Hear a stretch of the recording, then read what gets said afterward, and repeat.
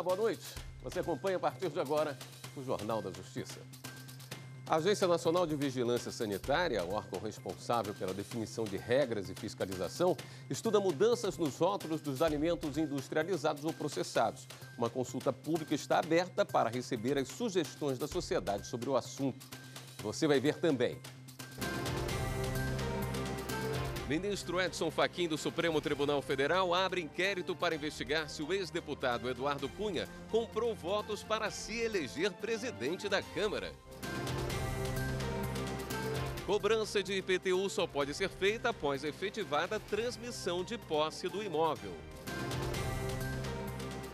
Veja como funcionam os processos de casos de erro médico.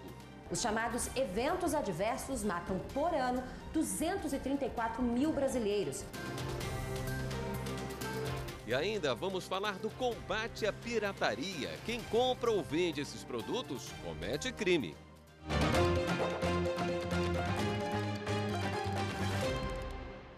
O ministro do Supremo Tribunal Federal, Edson Fachin, determinou a abertura de inquérito contra o ex-deputado federal Eduardo Cunha. Repórter Renato Rosa traz ao vivo os detalhes dessa investigação. Renato, boa noite. Boa noite, William. Boa noite a todos. O inquérito vai apurar se o ex-deputado federal do Rio de Janeiro, Eduardo Cunha, comprou votos de parlamentares para se eleger presidente da Câmara Federal em 2015. O suposto esquema foi levantado pelo ex-executivo do grupo JF, Ricardo Saldi, no complemento da delação premiada dele em 2017. Os parlamentares teriam recebido 12 milhões de reais, mas ao todo o grupo JF teria movimentado cerca de 30 milhões de reais para dar suporte à Cunha. Além de determinar a abertura do inquérito, o ministro Edson Fachin também encaminhou o caso para o presidente do STF, Dias Toffoli, já que esse caso não tem relação com as investigações da Operação Lava Jato, da qual ele é relator. William. Obrigado pelas informações, Renato. As instituições financeiras são as primeiras a colocar os clientes no cadastro positivo. A previsão é que esta lista de bons pagadores esteja funcionando daqui a 2 meses. O cadastro positivo foi criado por lei em 2011. Mas até hoje muita gente não sabe do que se trata. Depende do cadastro. Repete, por favor. Cadastro positivo. Um cadastro que a pessoa faz com a certeza de que vai lucrar ou ganhar de alguma forma, né? Sei. Obrigado. Dona Isabel sabe. É a pessoa que está ok, não tem nenhuma informação negativa, não? O cadastro positivo é uma lista dos bons pagadores, ou seja, aqueles que pagam as contas em dia. Até hoje, os gerenciadores de bancos de dados, como o SPC e a Serasa, informam apenas se o cliente está com o nome sujo. No cadastro positivo, o consumidor tem uma nota, chamada de score, que leva em conta, por exemplo, o que ele compra, com que frequência e a pontualidade no pagamento. A promessa é de crédito mais rápido e juros mais baixos para o bom pagador. As instituições financeiras devem cadastrar os clientes que têm cartão de crédito até amanhã, dia 19. Depois será a vez do setor varejista e das empresas de água, energia e gás. A previsão é de que o cadastro positivo esteja funcionando até meados de janeiro do ano que vem. A inclusão do consumidor na lista é automática, mas ele pode pedir para não fazer parte do cadastro. Os dados serão enviados para os 4 GBDs, que são gerenciadores de banco de dados. A partir desse envio de dados pela instituição financeira, pelo varejo, energia, tudo mais, será comunicado aos consumidores que eles farão parte do cadastro positivo. Caso alguém não queira fazer parte, deverá retornar com correspondência ou ligação, tudo, dizendo que não gostaria de fazer parte do cadastro positivo. Todo mundo faz parte, mas você tem o seu sigilo. Antes de um imóvel ser transferido para o comprador, alguns encargos são de responsabilidade do vendedor, entre eles o IPTU. Mesmo que a cobrança seja feita em nome do futuro dono, ele pode pedir na justiça para receber de volta os valores pagos. Quando se compra um imóvel, seja ele um apartamento na planta, construído ou mesmo um terreno vazio, a responsabilidade pelo pagamento do IPTU, Imposto Predial e Territorial Urbano, só é transferida para o comprador a partir da transmissão de posse do imóvel.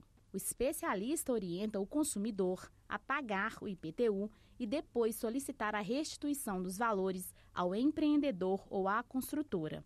Lembrando que o valor só deve ser restituído em dobro em casos específicos. O município é terceiro estranho ao contrato que foi celebrado pelo comprador e pelo vendedor. Então, o que acontece? Ele paga porque é obrigação dele, o imposto vem em nome dele. Mas ele pode se ressarcir, pedir o reembolso desse valor que ele pagou com os acréscimos de juros e correção. A dobra é apenas se for uma correlação de consumo e quem estiver cobrando for o fornecedor de produto ou serviço.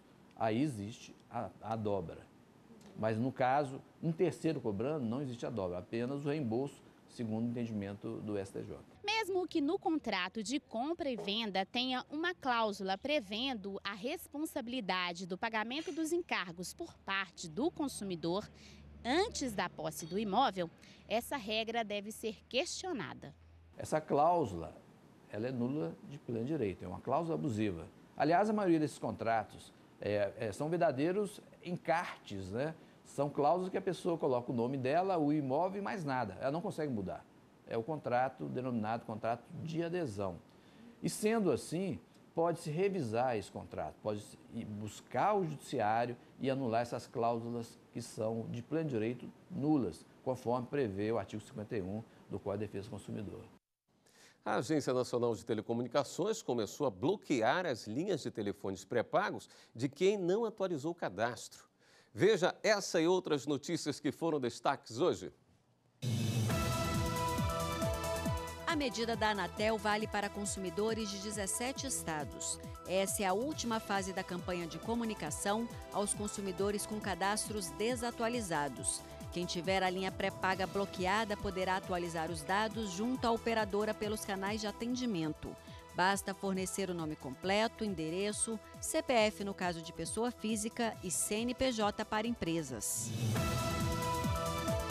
O Supremo Tribunal Federal recebeu uma ação direta de inconstitucionalidade contra dispositivos de uma lei do Espírito Santo que trata da fiscalização e da cobrança de compensações financeiras pela exploração de petróleo e gás natural. A autora da ação é a Associação Brasileira de Empresas de Exploração e Produção de Petróleo e Gás. Para a associação, além da atividade configurar monopólio da União, não poderia ser regulada por lei estadual. O relator da ação no Supremo é o ministro Marco Aurélio. A Paraíba será o primeiro estado do Nordeste a implantar o escritório social. A inauguração está prevista para dezembro. A unidade será instalada no centro da capital paraibana e vai reunir em um mesmo local diversos tipos de atendimentos e serviços para dar suporte aos egressos do sistema prisional e às famílias deles em áreas como saúde, encaminhamento profissional e atendimento psicossocial. O escritório social é um dos eixos do programa Cidadania nos Presídios do Conselho Nacional de Justiça. E essa vanguarda é fruto de muita cooperação com o CNJ, com o governo do Estado, para que o egresso tenha uma chance na sua vida. Todos erram e todos podem ter uma chance de se reabilitar. O Ministério Público Federal entrou com uma ação na Justiça contra o INSS para garantir que os pedidos de benefícios sejam analisados em, no máximo, 30 dias. Atualmente, o tempo de espera é de até 6 meses. Durante uma fiscalização, o Ministério Público Federal constatou que o INSS em Juazeiro do Norte, no Ceará, está demorando mais de 6 meses para analisar benefícios como pedidos de aposentadoria. Por lei, esse processo deve ser concluído em no máximo 30 dias. Além de regularizar o atendimento, na ação, o Ministério Público Federal pede que os benefícios sejam aprovados imediatamente quando a análise de processo demorar mais de 30 dias por culpa do INSS e que a Justiça determine que esse pagamento aconteça em até 45 dias a contar do dia em que o beneficiário entrou com o pedido. No processo, o MPF pede ainda que o INSS pague R$ 1.400.000 pelos danos causados à população.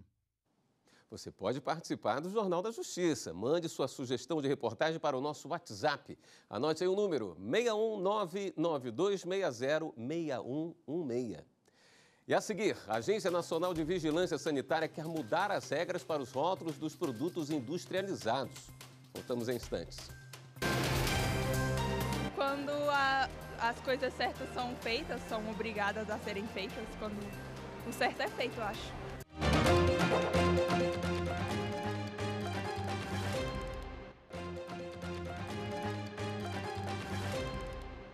Os rótulos de alimentos processados podem mudar. A Agência Nacional de Vigilância Sanitária está com uma consulta pública aberta para receber sugestões dos consumidores. Acompanhe. O produto chama a atenção. O difícil é saber os ingredientes. A dona Fátima está com dúvidas sobre a composição do molho de tomate. Muito termo técnico, nome de produtos químicos que a gente não sabe do que se trata, por muitas vezes não ter esclarecimento sobre isso dificulta também bastante. O tamanho das letras, a lista dos ingredientes, o prazo de validade e informações nutricionais estão entre os itens obrigatórios nos rótulos, assim como a medida caseira, que é como o consumidor mede os alimentos, fatias, xícaras, colheres. Os rótulos também devem indicar, obrigatoriamente, a presença de conservantes, lactose, glúten e outras substâncias nos alimentos que podem provocar alergia. A legislação vem mudando para exigir o compromisso das empresas. As pesquisas sobre consumo mostram que a indústria de alimentos terá de investir bastante para melhorar o nível de informação. Também faltam limites na publicidade. Um perigo principalmente para o público infantil, que consome cada vez mais produtos altamente calóricos. As crianças são atraídas por embalagens e rótulos associados a brinquedos, lazer, saúde e até superpoderes. Mariana é mãe do Arthur, de 6 anos. Fazer compras no mercado é sempre uma tarefa complicada. Ele é intolerante à soja. Tem uma determinada fabricante que é um super-herói. E ele gosta desse super-herói. Então, é um suquinho de soja, que ele não pode consumir. A Anvisa é responsável pela definição de regras e fiscalização. A agência estuda mudanças nos rótulos dos alimentos industrializados ou processados. Uma consulta pública está aberta até o dia 9 de dezembro para receber sugestões. Uma das principais reclamações é sobre a falta de alertas nos rótulos. Apesar dos avanços, acho que ainda poderia ter um foco principalmente nas questões de açúcares, de sal, quantidade de sal, sódio, na verdade, né? Nos alimentos. Isso acho que são pontos importantes que deveriam ser ressaltados. Para este advogado, a legislação brasileira precisa avançar no modelo de rótulos, em especial para orientar melhor os consumidores sobre esses itens, como açúcar, sódio e gordura.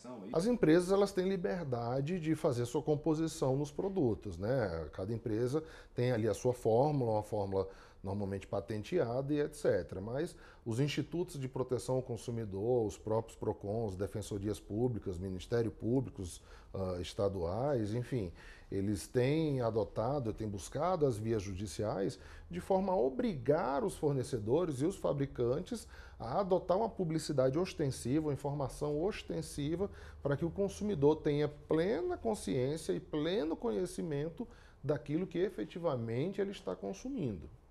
Você pode participar da consulta pública sobre os rótulos dos alimentos pelo portal anvisa.gov.br. Ela fica disponível até o dia 9 de dezembro. A temporada de compras de fim de ano está aberta, mas é preciso ficar atento. Quem compra e quem vende produtos piratas comete um crime. Tem gente que até passa longe. Terrível. Eu não compro. Eu não compro porque é má qualidade e ainda destrói o comércio. Geralmente eu não compro, porque às vezes, péssima qualidade o produto, né? Não gosto. Só com nota fiscal em lojas. Mas tem aqueles que confessam que já compraram. Já. Vixe, acho que todo mundo já comprou DVD, né? Não foi DVD? Ai, óculos, tênis, algumas coisas assim mais simples. O preço pode até ser convidativo e a gente ficar tentado a comprar. Mas não se engane, se você comprar mercadorias falsificadas conscientemente, está cometendo um crime. O vendedor também responde pela venda ilegal. Nesses casos em que o consumidor sabia, ele assume o risco, ou deveria saber, ele pode vir a responder pelo crime de receptação. Agora, se o consumidor ele adquire um produto por um valor próximo ao de mercado e, eventualmente, não teria como identificar à primeira vista ali que se tratar de um produto falsificado, ele, obviamente, que ele é vítima e não responde.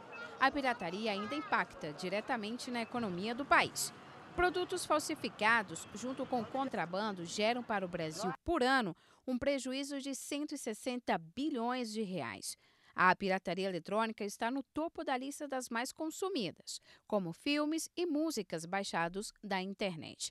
Depois vem roupas, equipamentos eletrônicos, programas de computador, óculos, relógios, calçados, bolsas, TV por assinatura e outros. Este economista explica que para mudar o quadro de pirataria no país é preciso a conscientização de todos. Se você for nos países desenvolvidos onde combate a pirataria, eles têm condições de poder desenvolver determinadas tecnologias, determinadas patentes, e tem um reconhecimento. Países emergentes ou em desenvolvimento, como é o caso do Brasil, se não tem essa prática, eles não vêm para cá, porque eles se sentem desmotivados em produzir e isso tem um impacto na economia, porque não gera emprego e renda. Você vai ver em instantes como o Superior Tribunal de Justiça vem tratando os casos de erro médico. É daqui a pouco, voltamos já. A justiça é direito de todo mundo tem, né? Cumprir o direito de todos, né?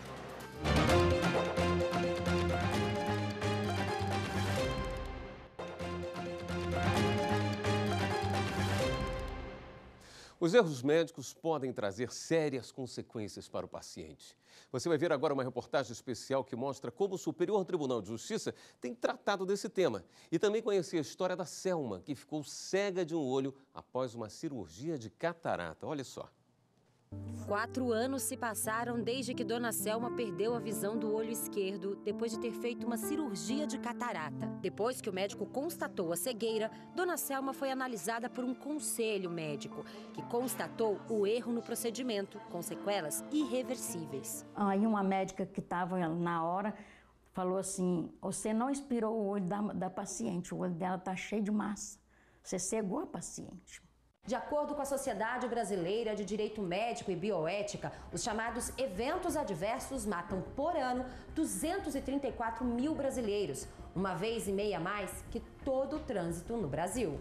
Constatamos que em 3 anos ocorreram 83 mil processos novos contra médicos profissionais liberais, ou seja, 18,8% dos médicos brasileiros foram processados em 3 anos. O Superior Tribunal de Justiça recebe todos os anos centenas de recursos envolvendo erro médico.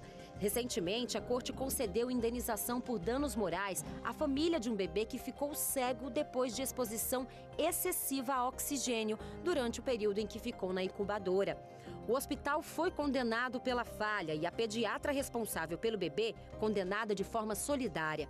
Ela recorreu da decisão do Tribunal Paranaense e no STJ, a relatora da ação, ministra Nancy Andrighi, afirmou que o laudo pericial identificou a conduta culposa da pediatra por não informar claramente a família do recém-nascido o tratamento adequado pelo qual ele deveria passar.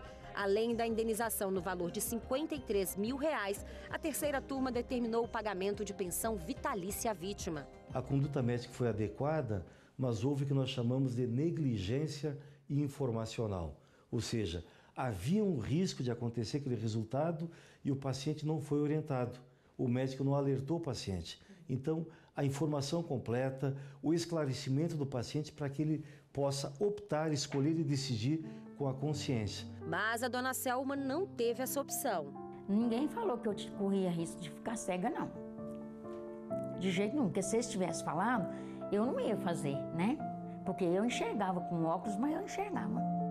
O caso da Dona Selma foi parar na Justiça e o Tribunal do DF concedeu a ela o direito a receber um salário mínimo a título de pensão vitalícia e R$ 30 mil como indenização por danos morais e estéticos. São mais de 1 milhão de cirurgias plásticas por ano. Quem se submete a esse tipo de intervenção busca melhorar a aparência. Por isso, a Justiça entende que a cirurgia plástica estética é um procedimento no qual o médico cirurgião se compromete com a obrigação de resultado. A jurisprudência foi aplicada em uma ação em que os ministros condenaram o cirurgião plástico de São Paulo a pagar 100 salários mínimos a uma cliente que se submeteu a um procedimento estético para redução das mamas. Mas a intervenção deixou cicatrizes e irregularidades no tamanho e contorno. O STJ reconheceu que a paciente não foi advertida quanto aos riscos e o médico não provou a ocorrência do caso fortuito para justificar as sequelas. A gente entende que a propaganda pode levar a uma interpretação diferente e uma promessa de resultado que muitas vezes a gente não consegue, porque não depende só do ato, depende também do organismo. A 18ª Câmara de Direito Privado do Tribunal de Justiça de São Paulo manteve decisão que condenou uma mulher a indenizar um policial vítima de racismo dentro de uma delegacia em Campinas. A reparação foi fixada em R$20 mil por danos morais. Segundo os autos, o pai da ré foi levado a uma delegacia após desentendimento em um estabelecimento comercial. Na delegacia, a ré ofendeu racialmente um dos policiais na frente de diversas testemunhas. O policial, que foi vítima, deu voz de prisão para a mulher. Ela foi liberada após pagar fiança. A ré alegou que não houve injúria racial, que apenas se defendeu em uma situação de abuso de autoridade. A decisão dos desembargadores foi unânime. É hora de dar um giro na rede para saber as últimas notícias.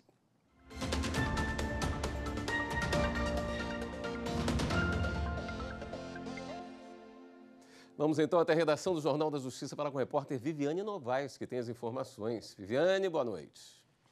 Boa noite, William. Boa noite para todo mundo. Olha, o ministro Edson Fachin, do Supremo Tribunal Federal, manteve a prisão do ex-deputado federal Nelson Meurer e do filho dele, Nelson Meurer Júnior. A defesa havia pedido a suspensão da execução da pena depois que o plenário do Supremo decidiu que réus condenados só podem ser presos depois do julgamento de todos os recursos. Mas o ministro afirmou que todas as possibilidades de recurso já foram esgotadas no caso dos Meurer. O ex-deputado foi condenado por corrupção passiva e lavagem de dinheiro a quase 14 anos de prisão. E o filho dele, por corrupção passiva, a cerca de 5 anos de prisão. O Tribunal de Justiça do Rio de Janeiro declarou inconstitucional a taxa de controle, monitoramento e fiscalização ambiental das atividades de geração e distribuição de energia elétrica da fonte hídrica, térmica e nuclear. O relator, desembargador Antônio Duarte, afirmou que a taxa é excessivamente onerosa, o que contraria um artigo da Constituição Federal. O texto proíbe que o poder público use tributo com efeito de confisco. E o empresário Joesley Batista, do grupo JIF, o advogado Francisco de Assis e o ex-procurador da República, Marcelo Miller, viraram réus por improbidade administrativa. A Justiça Federal aceitou a denúncia contra eles. Segundo a decisão, há indícios de que o ex-procurador trabalhou nas negociações dos acordos de leniência e colaboração premiada da empresa enquanto ele ainda estava no Ministério Público, o que viola os princípios da administração pública. A empresa também vai responder pelo crime. Bem, e o giro fica por aqui. Todas as reportagens do Jornal da Justiça estão lá no YouTube. É só digitar TV Justiça Oficial. William? Obrigado, Viviane. E o Jornal da Justiça também fica por aqui. Obrigado pela sua companhia. E a gente reforça o convite. Mande sua sugestão de reportagem para o nosso WhatsApp. 61992606116. Uma ótima noite para você. Até amanhã.